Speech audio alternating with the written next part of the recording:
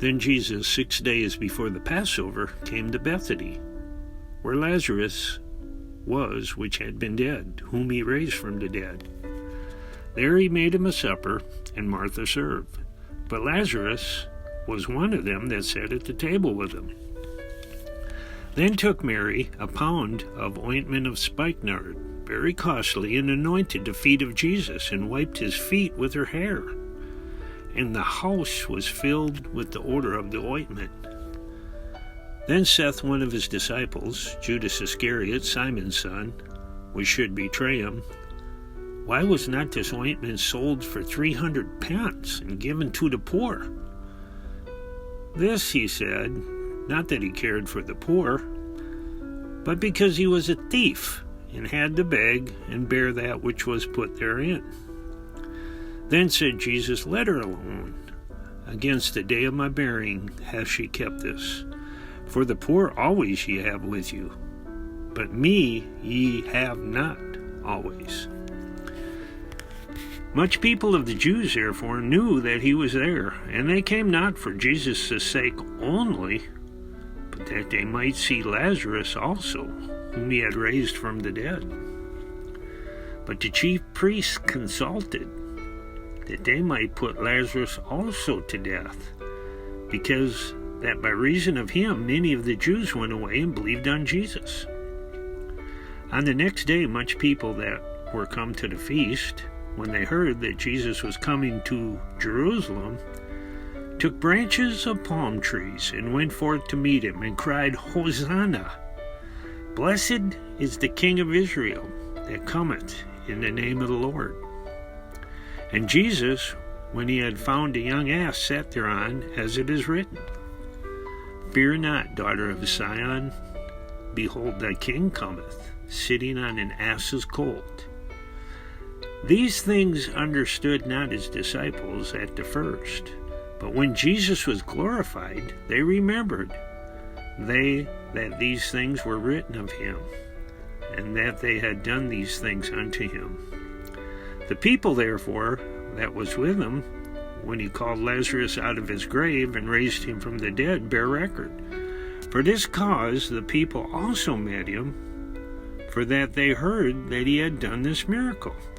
The Pharisees therefore said among themselves, Perceive ye how ye prevail nothing? Behold, the world is gone after him. And there were certain Greeks among them that came up to worship at the feast.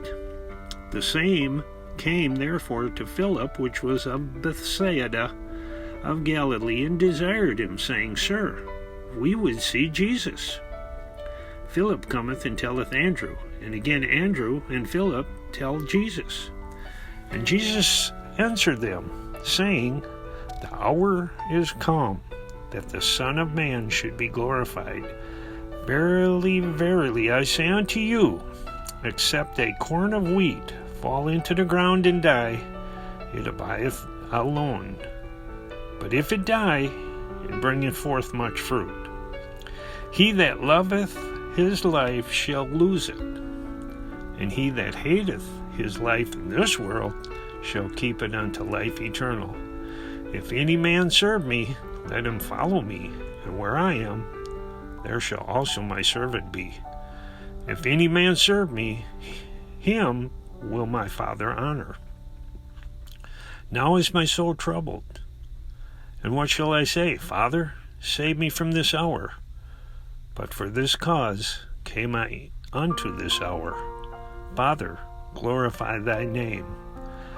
Then there came a voice from heaven, saying, I have both glorified it and will glorify it again. The people therefore that stood by and heard it said, That it thundered. Others said, An angel spake to him. Jesus answered and said, This voice came not because of me, but for your sakes. Now is the judgment of this world. Now shall the prince of this world be cast out. And I, if I be lifted up from the earth, will draw all men unto me. This he said, signifying what death he should die. The people answered him, We have heard out of the law that Christ abideth forever. How sayest thou, the Son of Man must be lifted up? Who is this Son of Man? Then Jesus said unto them, Yet a little while is the light with you. Walk while you have the light, lest the darkness come upon you. For he that walketh in darkness knoweth not whither he goeth. While ye have light, believe in the light, that ye may be the children of the light. These things spake Jesus, and departed, and did hide himself from them. But though he had done so many miracles before them, yet they believed not on him, that the saying of Isaiah the prophet might be fulfilled, which he spake, Lord, who hath believed our report, and to whom hath the arm of the Lord been revealed? Therefore they could not believe, because that Isaiah said again, He hath blinded their eyes, and hardened their hearts, that they should not see with their eyes, nor understand with their heart, and be converted, and I should heal them. These things said Isaiah, when he saw his glory, and spake of him. Nevertheless, among the chief rulers also many believed on him, but because of the Pharisees they did not confess him, lest they should be put out of the synagogue. For they loved the praise of men more than the praise of God. Jesus cried and said, He that believeth on me, believeth not on me, but on him that sent me. And he that seeth me, seeth him that sent me. I am come a light into the world, that whosoever believeth on me should not abide in darkness. And if any man hear my words, and believe not, I judge him not. For I came not to judge the world, but to save the world. He that rejecteth me, and receiveth not my words, hath one that judgeth him. The word that I have spoken, the same shall judge him in the last day.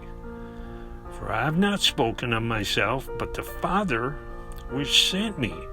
He gave me a commandment, what I should say, and what I should speak. And I know that his commandment is life everlasting.